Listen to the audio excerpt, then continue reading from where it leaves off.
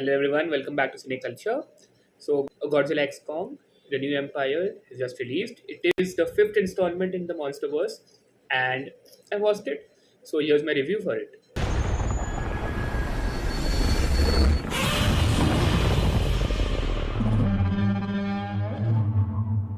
So the Monsterverse is a franchise that I have quite enjoyed. It is mindless monster versus monster action with poorly written human characters, but I enjoy it for what it is. I enjoy the kaiju action, the visuals, and the titan lore that has been built out. So, what did I think of this film? Let's start with the positives. I love the focus on Kong in this film.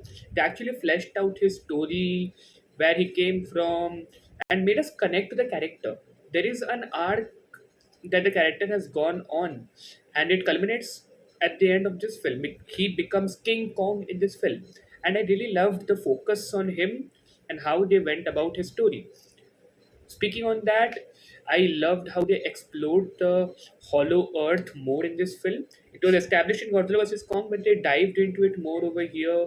The history, the inhabitants, long lost members of Kong's tribe, and I really loved the visuals in this film.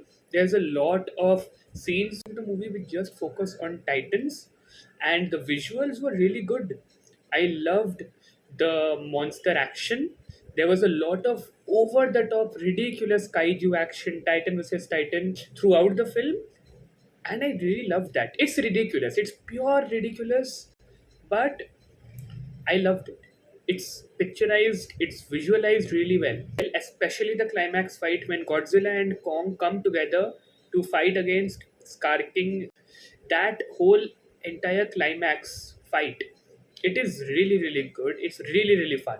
And there are a couple of monsters that were not shown in the marketing. I'm not going to spoil any of it, but it's fun to see so many titans on screen. This is probably the film with the most kaijus on screen, and it's all enjoyable. I would also like to point out the character of Suko. He is essentially the heart of the film. His relationship with Kong, it develops through the film, and it provides for a lot of lightheartedness. It adds to Kong's character as well. So I loved his addition. Despite all of this, the film has a lot of problems. So speaking of the negatives, even though the film was fun, I was bored for the entire first half. Like same problem that all the Monsterverse films have. There's a huge focus on the human characters, especially in the first half, and I did not care about them at all. In fact, I was waiting for that part to end and for the titles to show up because that is the interesting part of the film. But the human characters are just there as exposition dumps. They add nothing to the story except for throw in exposition that the audience needs to know. Dan Stevens' character is the only highlight out of the human characters. He's a new character introduced in this film. He's essentially a veterinarian, a kaiju veterinarian, and he has a lot of humorous moments in the film. So he is very charismatic and he adds to the charm of the film. But the rest of the human characters just fall flat, and that adds to my second negative, is that the film takes too long to kick into the main storyline. Like you're 60% of the way through until the villain shows up. When Godzilla basically has a cameo appearance in the film. The film hardly focuses on Godzilla, even though the entire marketing was based on the fact that Godzilla and Kong are teaming up in this film.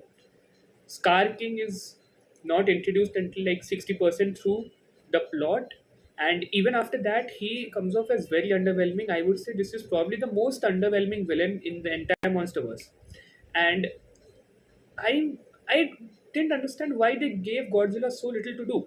Like, he hardly has a presence in the film until the climax, and even then, there's a lot of plot contrivances, lot of plot holes.